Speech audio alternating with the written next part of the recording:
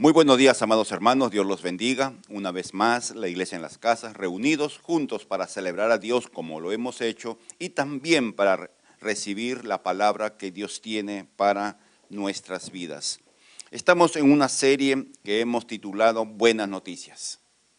Cada semana escuchamos noticias tristes, situaciones en países que nos llama la atención por los efectos en la humanidad, en Alemania, en países de Centroamérica, etc. Escuchamos malas noticias respecto a la economía, de cómo estamos como país. La situación no es nada halagüeña, la crisis política que estamos viviendo, la división que se ha dado en nuestra nación, en prácticamente dos grandes bloques opuestos, contrapuestos. Lo que va a pasar, malas noticias escuchamos de manera cotidiana.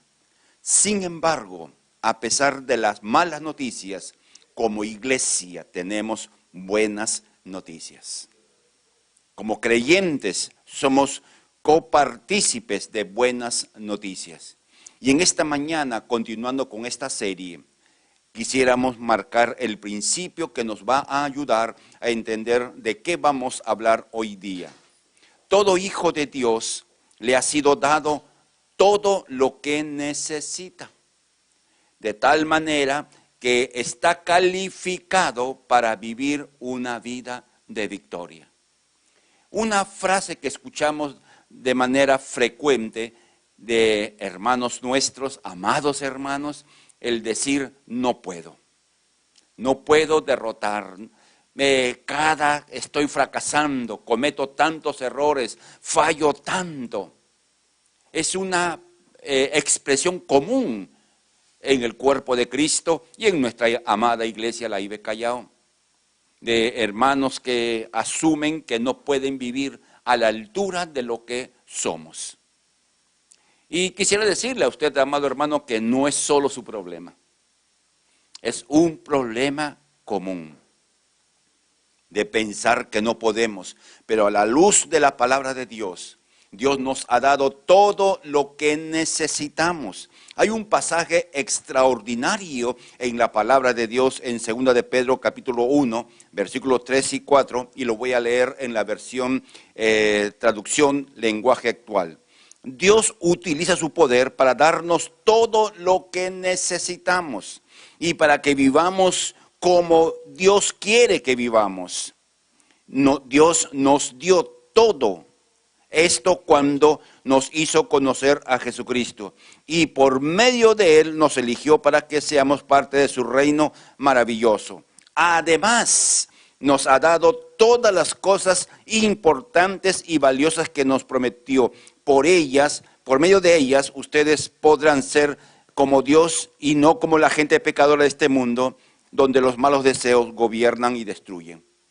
Miren, amados hermanos, qué interesante. Todo lo que necesitamos para vivir como Dios quiere nos ha sido dado con el día en que nosotros fuimos encontrados por Dios. Entonces, no es correcto decir que no podemos, no es correcta la afirmación de que yo no puedo. Entonces, ¿cuál es el problema? ¿Dónde está el kit del problema? La raíz de esta situación que muchos vivimos. Veamos una realidad innegable. Algo que por más que querramos es verdad. El pecado nos sigue acosando. El pecado como una realidad no deja de acosar a todo hijo de Dios. El hecho de que usted y yo hayamos nacido de nuevo, que tengamos años en la fe o poco tiempo en el caminar, no nos libra de la presencia del pecado. El propósito de esta realidad espiritual que la Biblia llama pecado es que cometamos pecados. Interesante, ¿no? Esta realidad espiritual, a eso nos acosa, está detrás de nosotros, busca a través de las tentaciones que fracasemos cometiendo pecados. ¿Para qué? ¿Cuál es el propósito del adversario cuando pone una tentación delante de nosotros para adquirir derechos legales sobre diversas áreas de nuestra vida, y lo cual de hecho nos limita a vivir en victoria?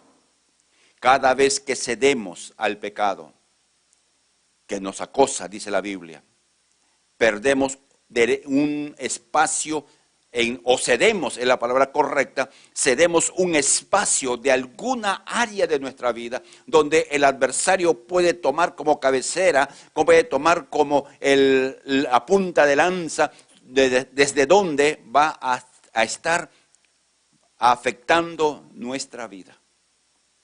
Y básicamente, por lo que la palabra de Dios nos enseña, es en nuestros criterios mentales, en nuestras percepciones de la realidad que estamos viviendo. Digámoslo de esta manera: usted y yo cometemos un pecado, y de hecho le pedimos perdón a Dios. Pero sin embargo, el hecho de que pidamos perdón a Dios no elimina las consecuencias. De repente es un pecado interno, de repente es un pecado de nuestra mente, de repente no es un pecado que ha sido grosero, diríamos así, aunque todos los pecados son groseros delante de Dios, pero para nuestro entender. Y no es una vez, sino varias veces. Entonces, ¿qué hace el adversario?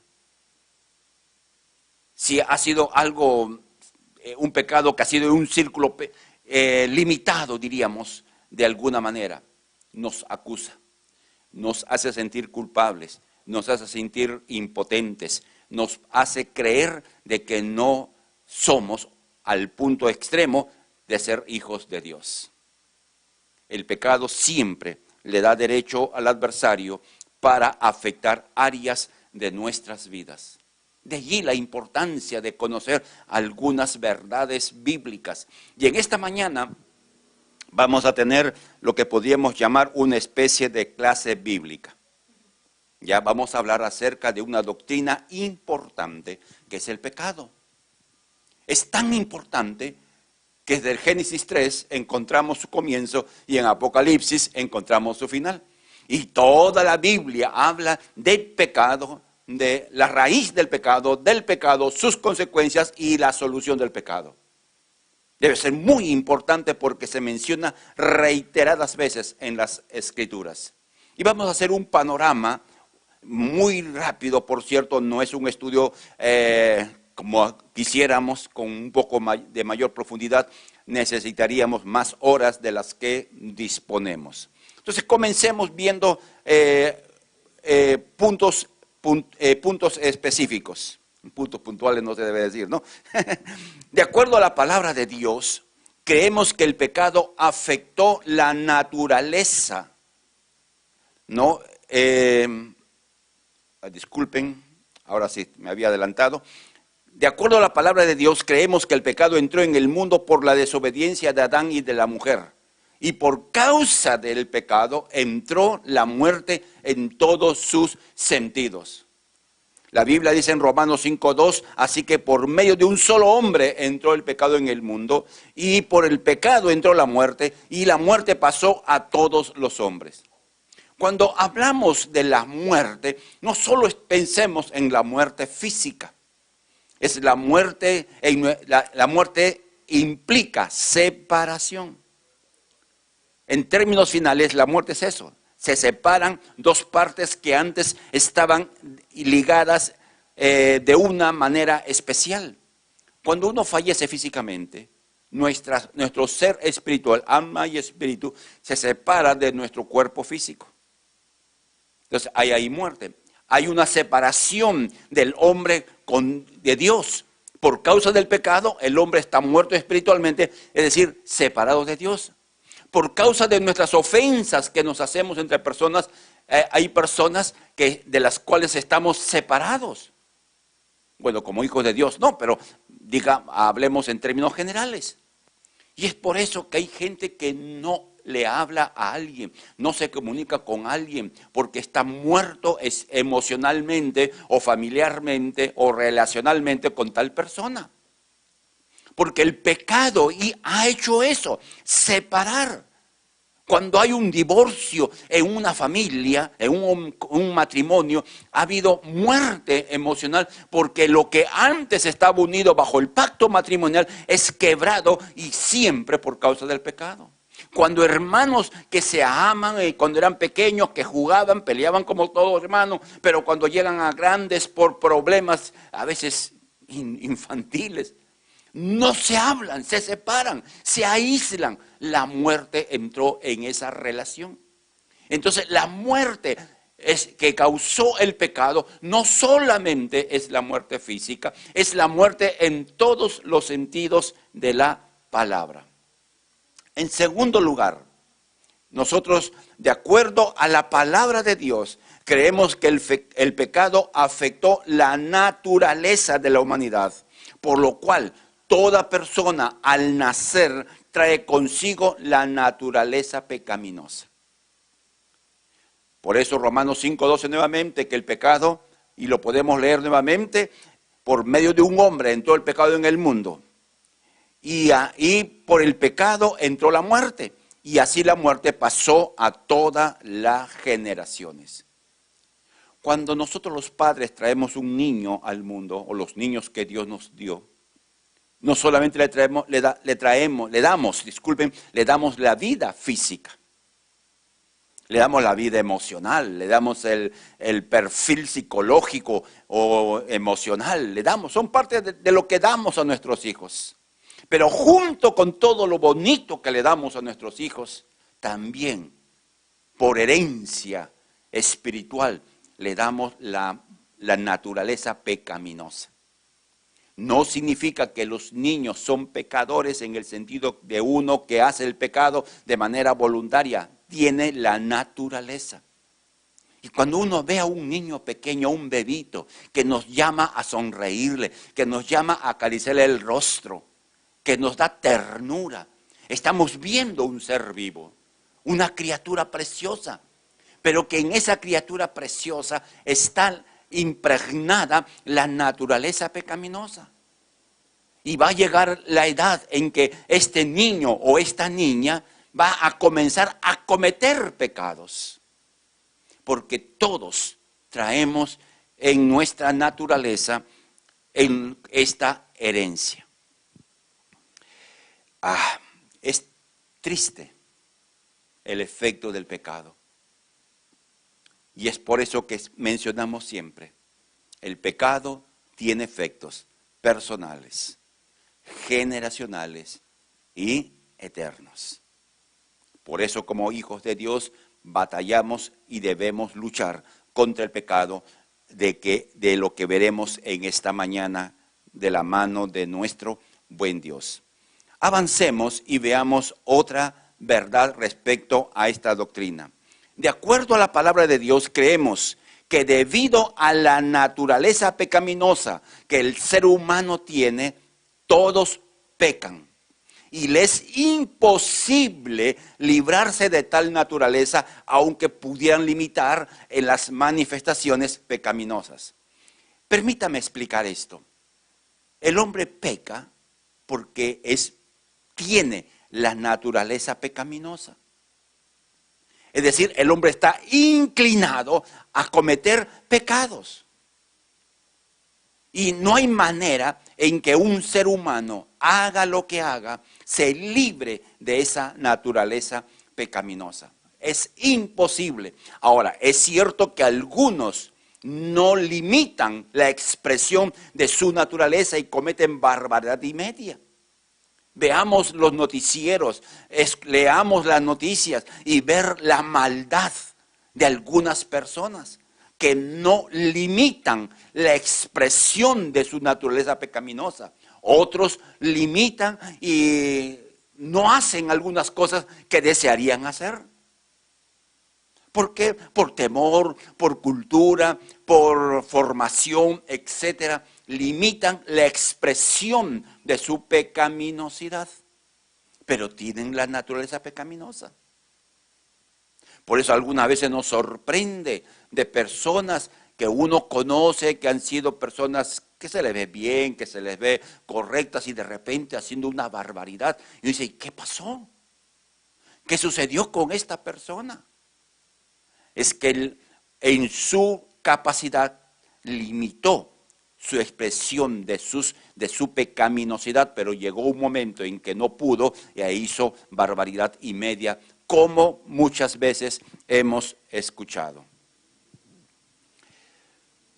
Malas noticias son eso, ¿no? Sí, usted dice, pastor, ¿dónde están las buenas noticias? Una mala noticia que por el pecado de Adán y la mujer entró el pecado y a través de ello pasó todo. Que todos damos a nuestros hijos naturaleza pecaminosa y que no hay manera de librarse de tal naturaleza. Hasta ahí son malas. Y permítame en esta mañana darle una buena noticia. Amén. Permítame darle una buena noticia en medio de estas malas noticias. De acuerdo a la palabra de Dios, nosotros creemos que toda persona que reconoce el señorío de Jesús y es salva por la gracia de Dios, es librada de la naturaleza pecaminosa. Es decir, el día en que usted y yo reconocimos a Jesús como Señor, le entregamos nuestro corazón, nos convertimos, usemos el término que fuera, pero que tiene que ver con un reconocimiento tácito e implícito del señorío de Jesús sobre nuestras vidas. Ese momento Dios hizo algo, cambió radicalmente nuestra naturaleza. Digámoslo de esta manera. Antes éramos, por decirlo así, negros. Así, por causa de la naturaleza pecaminosa. Y el día en que usted y yo reconocimos a Jesús como Señor, ese día cambió nuestra naturaleza. De ser negro, ahora es blanco. De ser pecador, ahora tenemos la naturaleza santa. Aunque usted no lo crea. Y esa es la buena noticia. En Romanos capítulo 6, versículo 5 en adelante, dice, si nos hemos unido a Cristo, que es reconocer a Jesús como Señor, en una muerte como la suya, también nos uniremos en él en la resurrección. Sabemos que lo que antes éramos fue crucificado con Cristo, para que el poder de nuestra naturaleza pecadora quedara destruido y no siguiéramos siendo esclavos del pecado. Esto es impactante, amado hermano, y usted léalo. Estoy leyendo en la versión Dios habla hoy. Léalo, márquelo en su Biblia y métalo en su mente y en su corazón. Leamos nuevamente. Sabemos que lo que antes éramos, naturaleza pecaminosa, fue crucificado con Cristo para que el poder de la naturaleza pecaminosa, pecadora, quedara destruido y no siguiéramos siendo esclavos del pecado. Ah, gloria a Dios, amado hermano. Dígame que no es una buena noticia en medio de esas malas noticias. Es decir, usted y yo hemos sido transformados. Hay un pasaje que muchos conocemos, 2 Corintios 5:17, de modo que si alguno está en Cristo, es decir, hemos entrado en la naturaleza santa de Jesucristo por medio del reconocimiento del señorío de Jesús, por medio de la fe que pusimos en la obra perfecta de Jesucristo, por la gracia de Dios, fuimos introducidos en Cristo, afectados por la naturaleza de Cristo, de tal manera que ya no somos lo que éramos. Somos otro tipo de personas. Por eso bien dice la Biblia, conoce el Señor a los suyos. Imaginémonos esto, por favor. Cuando Dios mira el mundo, a todos los que vivimos en este planeta Tierra, Dios sabe quiénes son sus hijos. No sé si usted ha visto documentales cuando pasan del pingüino, un tipo de pingüino, se me ha ido el nombre, el tipo de pingüino, que se van, ¿no?, a alimentarse y regresan y están ahí todos los hijos. Cientos, miles de hijos. Y uno se pregunta cómo la pingüina, el pingüino mamá, puede reconocer a su pingüino hijo. Habiendo tantos, todos son iguales. Pero el pingüino mamá encuentra a su hijo. Lo reconoce como su hijo. Y uno se pregunta, ¿cómo? Naturaleza. Digámoslo así, cuando Dios mira la tierra, Dios sabe quiénes somos sus hijos, porque reflejamos su naturaleza. Amén. Sigamos avanzando. Y ahora vamos nuevamente a malas noticias, porque de eso está hecho la vida, de buenas y malas noticias. Veamos algo más en este panorama de la doctrina del pecado que hemos dicho. De acuerdo a la palabra de Dios, creemos que todo hijo de Dios ha sido librado de la naturaleza pecaminosa, pero no de la presencia del pecado. Ahora, veamos esto. Nosotros ya no somos pecadores por naturaleza. Pero el pecado está rodeándonos, asediándonos, buscando oportunidad para que hagamos pecado. La Biblia dice en Romanos 6:11, así también ustedes considérense muertos al pecado, pero vivos para Cristo, en unión con Cristo Jesús. Por tanto, no dejen ustedes que el pecado los siga dominando en su cuerpo mortal y que los siga obligando a obedecer los deseos de la carne. Porque una vez libres de la esclavitud del pecado, ustedes han entrado al servicio de la justicia. No dejen que el pecado los siga dominando.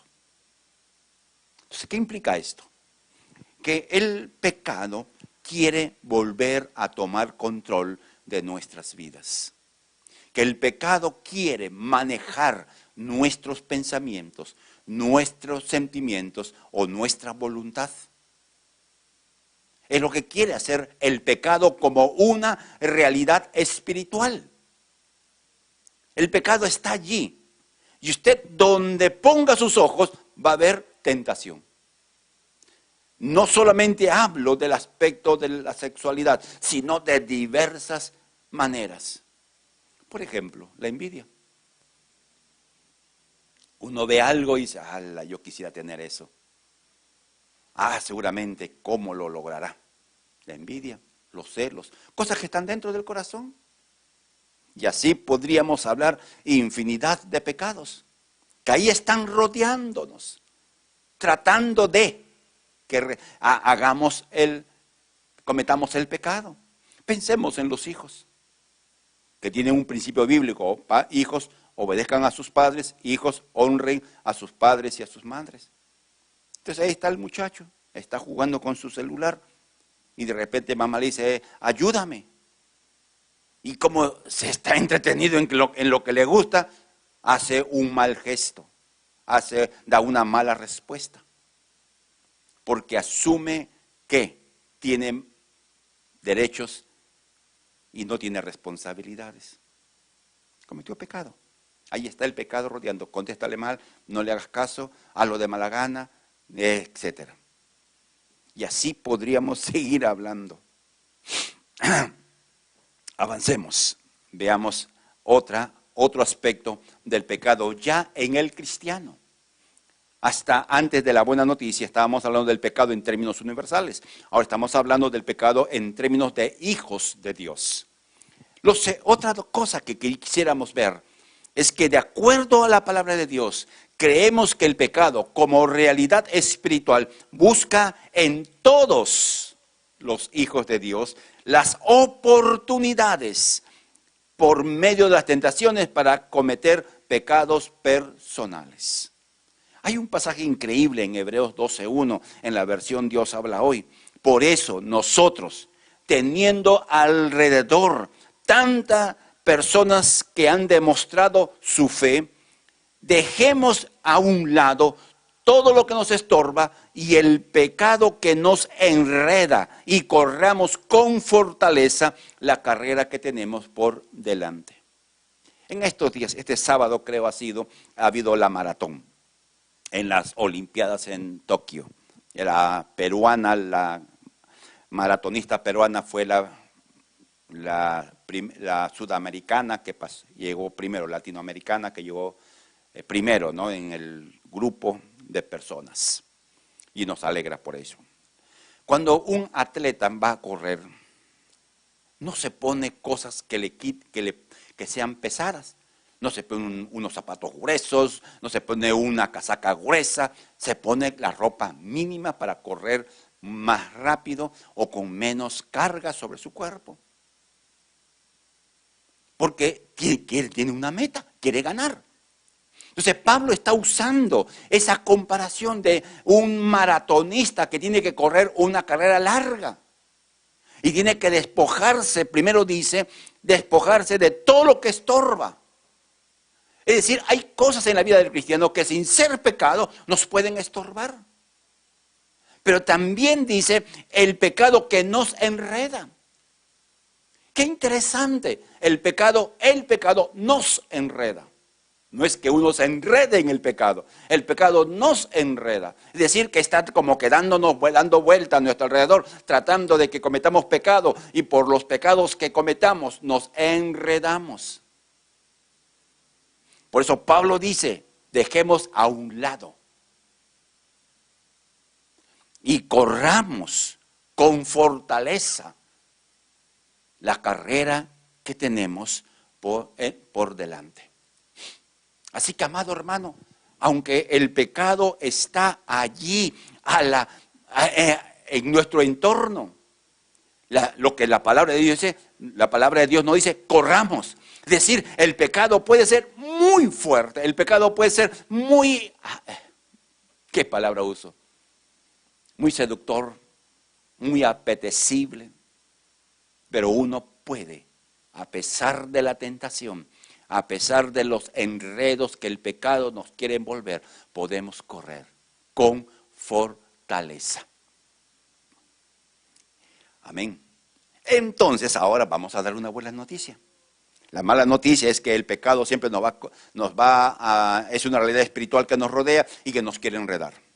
Esa es la mala noticia. Y usted no tiene que leerlo en el periódico, tiene que verlo en su vida personal como yo también la veo en la mía. Entonces, tenemos una buena noticia. En medio de esta tenemos otra buena noticia. De acuerdo a la palabra de Dios, creemos que todo hijo de Dios tiene la capacidad dada por Dios para no ser vencidos por las tentaciones personales. Dígame si no es una buena noticia. Usted y yo hemos sido capacitados por Dios. Dios nos ha dado las herramientas, Dios nos ha dado todo lo que necesitamos para no ser derrotados por el pecado. Dice Romanos 6:19, hablo en términos humanos porque ustedes por su debilidad no pueden entender bien estas cosas. Pablo conocía nuestras limitaciones. De modo que así como antes entregaron su cuerpo al servicio de la impureza y la maldad para hacer lo malo, también, entreguen también ahora su cuerpo al servicio de la justicia para llevar una vida santa. Es decir, Dios nos está diciendo, usted y yo podemos llevar una vida de agrado a Dios. Usted y yo podemos vencer muchas de las tentaciones y de los pecados que nos asedian. Sí podemos derrotarlos, sí podemos vencer. Ponga el nombre que usted desee. O de repente usted y yo tenemos un área especial donde siempre estamos cayendo, fracasando, cometiendo el mismo pecado. Dios dice, de acuerdo a su palabra, que podemos derrotar esa situación, esa realidad de pecado. Entonces, esa es una buena noticia. Cuando decimos amén. Es una buena noticia. Entonces preguntémonos, ¿qué tenemos nosotros para vencer el pecado. Así que tratemos de explicar cómo vivir en victoria contra el pecado. Cómo usted y yo podemos vivir en esa victoria que el Señor nos ha ofrecido. Que en medio de las situaciones cotidianas, en medio de las tentaciones constantes que usted y yo sufrimos, el ser pastor no nos libra de tentaciones.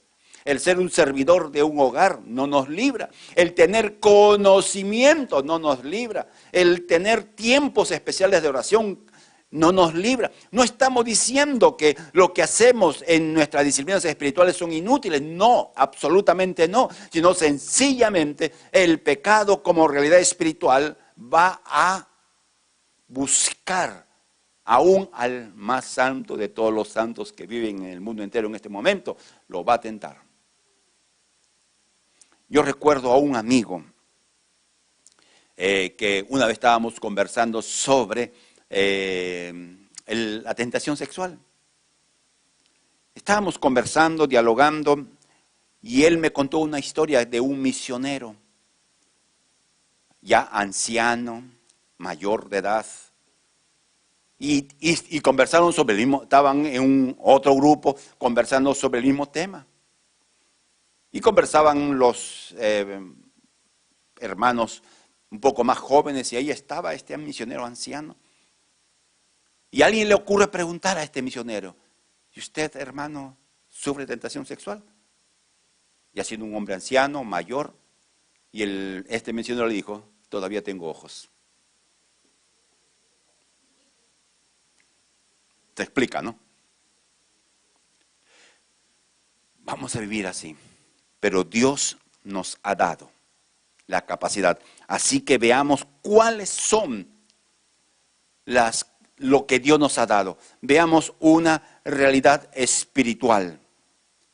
Aunque nunca seremos victoriosos contra el pecado de manera total, en 1 Juan 1:8 dice: si decimos que no tenemos pecado, que no cometemos pecado, que nunca vamos a cometer pecado, nos engañamos a nosotros mismos y Dios no está de nuestro lado.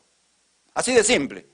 O sea, si alguien por allí le dice: yo no cometo pecado, esa persona está engañada.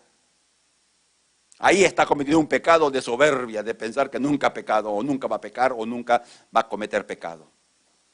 Tenemos que considerar que vencer el pecado es parte de la buena batalla de la fe. Es decir, es un confrontar constante contra el pecado. Por eso Pablo nos da un consejo, un hombre experimentado, un hombre que corrió la buena batalla, que tuvo que ser tratado por Dios directamente por un problema que tenía con su persona. Él dijo casi al final de su vida: pelea la buena batalla de la fe. Lo curioso es que algunos hermanos amados han considerado que la batalla de la fe es la guerra espiritual, el conflicto espiritual, la lucha contra los demonios, que también tiene una aplicación. Pero aquí lo que Pablo nos está diciendo, que debemos pelear la buena batalla para ser fieles. Porque la fe no tiene que ver, no solo es la confianza en Dios, es la fidelidad a Dios. Y el contexto aplica para hablar de la fidelidad a Dios. Entonces podemos leer este versículo con total claridad diciendo de la siguiente manera: pelea la buena batalla para ser fiel a Dios. Y Pablo dice: echa mano de la vida eterna.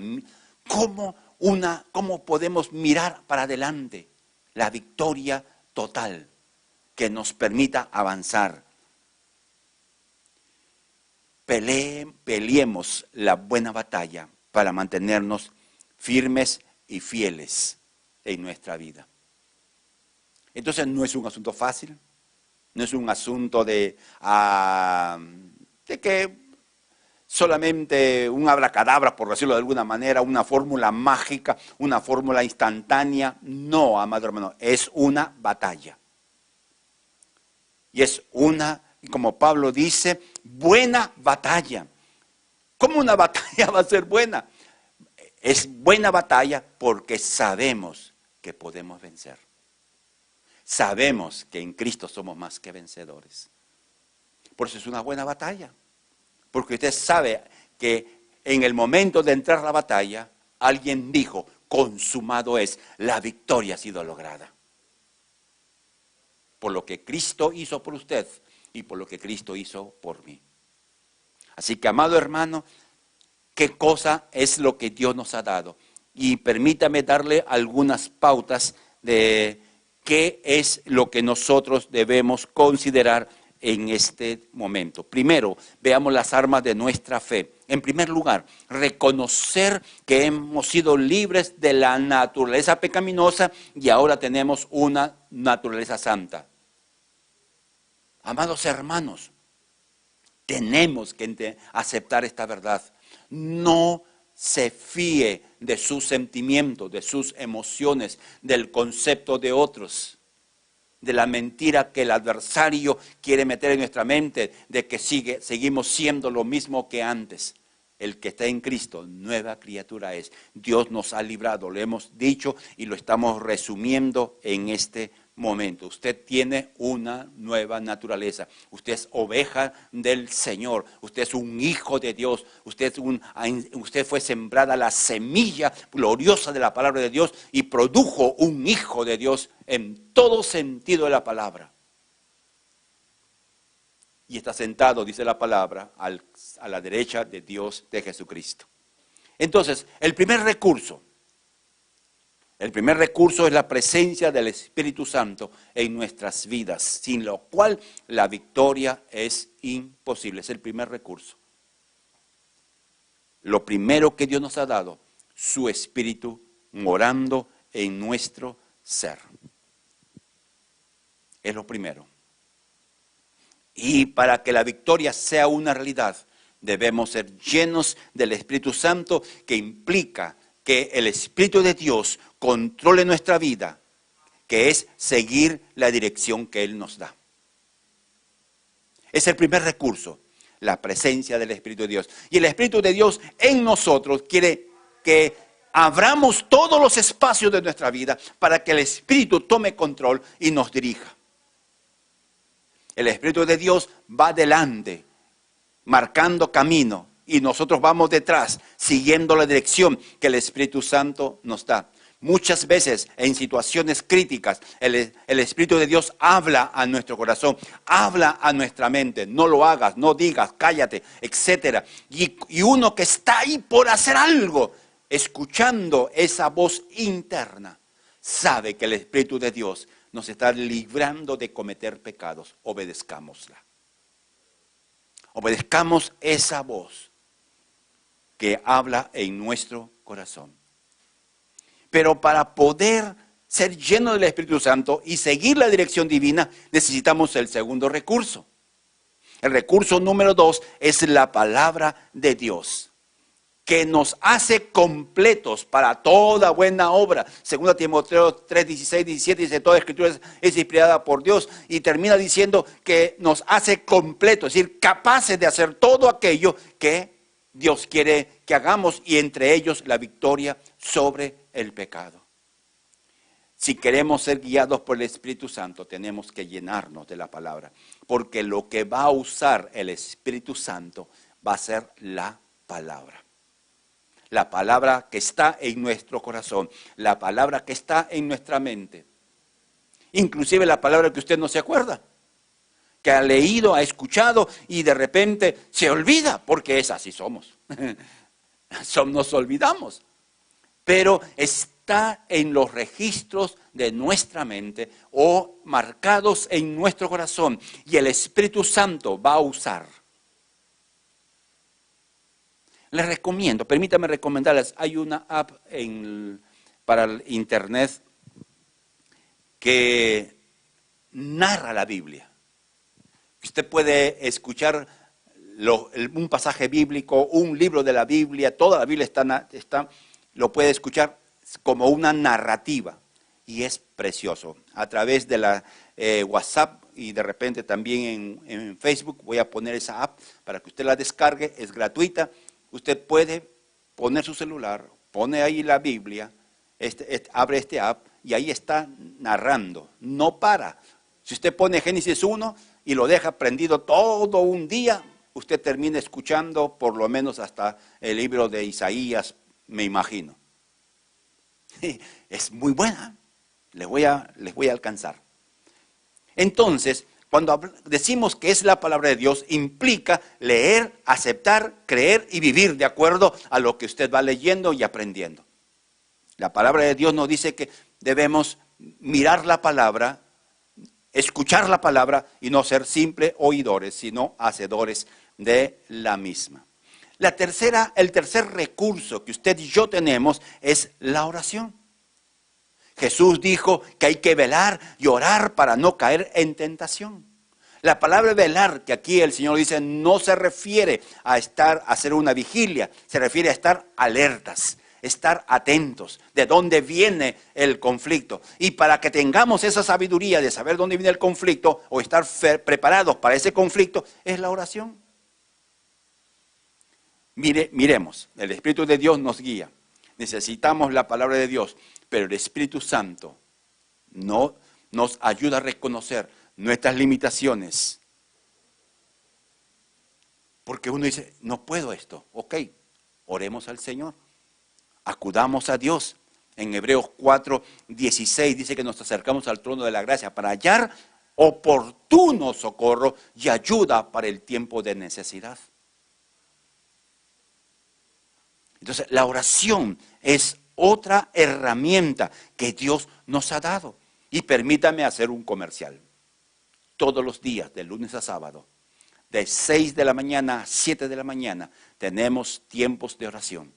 De a la semana de comenzar este aislamiento social, comenzamos a orar. De lunes a sábado, 6 de la mañana, lo esperamos el día de mañana, juntos orando al Señor. El cuarto recurso que tenemos es la comunión con los creyentes. El estar juntos. Hoy día no tenemos este recurso en una manera presencial. Este cuarto recurso que es la comunión con los creyentes. No tenemos. No podemos reunirnos en nuestros cultos. Estamos muy limitados en reunirnos en los grupos pequeños, pero tenemos algo que es la vía virtual y tenemos nuestras reuniones los martes, los miércoles, tenemos nuestra reunión los jueves en la iglesia en las casas, los niños tienen su reunión los sábados en la mañana, ahora en salas a través de Zoom, para edades, tenemos la reunión de los adolescentes los sábados también a las 5 de la tarde y de los jóvenes a las 7:30 de la noche. Ahí podemos y ahí tenemos esa interrelación virtual por el momento, esperando el tiempo, septiembre, ya estamos cerca, en que reiniciemos nuestros cultos presenciales. Pero necesitamos el aliento, el ánimo mutuo que recibimos en la comunión cristiana. Por eso la palabra de Dios dice que no dejemos de congregarnos, sino que nos animemos unos a otros en la comunión, en la relación. Hay fuerza y consuelo cuando tenemos buenos amigos en la fe. La Biblia dice, mejor son dos que uno, porque si uno cae, el otro lo levanta. La comunión cristiana. Por eso el salmista dijo, qué bueno y agradable es vivir los hermanos juntos en armonía. Así que los esperamos en septiembre, amado hermano, no tenemos la fecha exacta, estamos esperando que corra este mes de agosto para poder tener o reiniciar, es la palabra correcta, nuestros cultos presenciales. Allí nos encontraremos en la primera etapa con toda la protección del caso, mascarilla, careta, no sé qué cosa se demandará, pero nos reuniremos, como lo hicimos en diciembre. Nos reuniremos y celebraremos a Dios y podremos encontrarnos con amados hermanos. Terminemos en esta mañana con una buena noticia. Dios nos da de su gracia a todos aquellos que determinan vivir por principios establecidos en la palabra de Dios. Si determinas o determinamos vivir por principios, la gracia de Dios encuentra un canal por nuestra determinación para ayudarnos a avanzar día a día. La presencia del Espíritu Santo, la palabra, la oración y la comunión son herramientas que terminan en un punto, nuestra determinación. Y eso hace que la gracia pueda hacer que la palabra, la oración, la comunión de los santos nos hagan avanzar en una vida de victoria contra el pecado. Quisiera invitarles en esta mañana, al terminar esta enseñanza, recordar algo. Usted es alguien que Dios ha capacitado para vencer el pecado. No se sienta derrotado porque una vez o más de una vez cometió o cometí pecados. El cometer pecados es como que uno en una carrera cae y uno tiene dos opciones. Y lo vemos en las maratones, lo vemos en las carreras. Yo estaba viendo una carrera de una joven, una dama, que corriendo 400 metros se cae casi a la mitad de la segunda vuelta. Y de hecho se levantó y estaba última. Pero comenzó a correr y ganó la carrera. Una opción es, hubiese quedado caída la dama. Ya caí, imposible de llegar a la meta. Pero se levantó y corrió y cruzó la meta. ¿Qué opción usted va a tomar, amado hermano? ¿Se va a quedar en el fracaso o se va a levantar, sacudirse el polvo, pedir perdón y seguir corriendo? La segunda. Estamos de acuerdo. Si usted puede ponerse en pie en esta mañana y podamos orar juntos.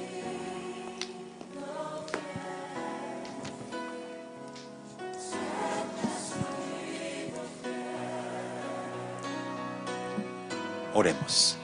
Amado Dios y Padre, te damos gracias por darnos el privilegio de ser hijos tuyos. Y por ese privilegio de ser hijos tuyos, nos has dado una nueva naturaleza. Hemos muerto al pecado, pero el pecado sigue tratando de tomar control en nuestras vidas. Perdona nuestras debilidades, perdona nuestros pecados, perdona nuestra testarudez en cometer el mismo pecado una y otra vez. Y ayúdanos, Padre, a la luz de tu palabra, con lo que nos has hablado en esta mañana, a ser más que vencedor. Te damos gracias, Padre, honramos y bendecimos tu nombre en este día, creyendo que tú harás maravillas. Bendecimos a cada hijo tuyo que ha escuchado tu palabra. Bendecimos a aquellos que en debilidad están asumiendo que no pueden vivir vidas victoriosas. Oramos por ellos, Padre, para que tú le ayudes por medio de esta palabra a levantarse y correr para adelante. Oramos por aquellos que han retrocedido en la fe y asumen de que ya no merecen retomar el camino. Oramos por ellos para que puedan volver a tu camino y vivir de acuerdo a tus principios. Gracias, Padre, en el nombre de Jesús. Amén y amén.